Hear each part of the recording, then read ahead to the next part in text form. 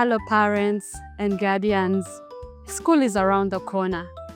And one of the things that we thought we would talk about is how to get your child's immunity ready for school. In particular, we want to focus on mental health. The contribution of mental wellness is really underestimated when it comes to our children's immunities. Do you know that stress contributes about 20 to 40% to the lowering of your child's immunity?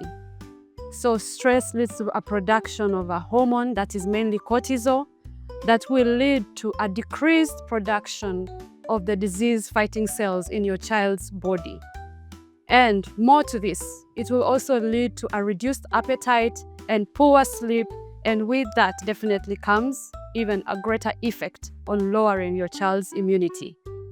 And of course, we know that sometimes it's unavoidable because of pressures at school. There is the academic pressure, the pressure to perform. Then there is also the social pressure, which is the pressure to assimilate and make friends as our kids form identity. And so, some of the things that we need to watch out is number one.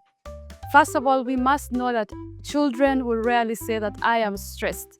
Especially the younger they are, the more they are unable to communicate their feelings easily.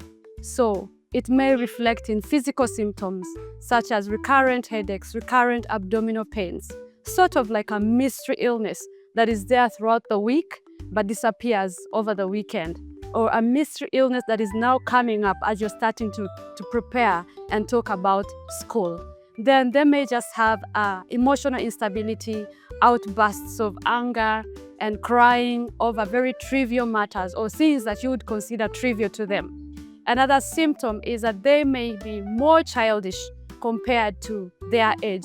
For example, you might find that they are now maybe wetting their bed and yet they were not previously wetting their bed. They might be having habits such as thumb sucking or just being very clingy. And then for the older children, they may just be withdrawn, and you might find that they are not talking as much, they are quite moody, and they are not sleeping well, they are not eating well.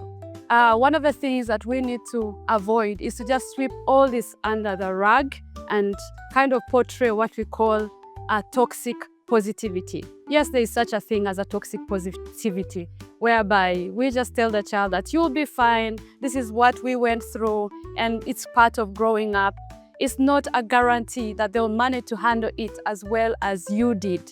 So take time to talk to your pediatrician. You might need to see a psychologist and address it before it becomes a serious issue, before it turns into a major depression or a serious anxiety disorder. So come, let's talk about your child's health. Let's get the children ready to go to school.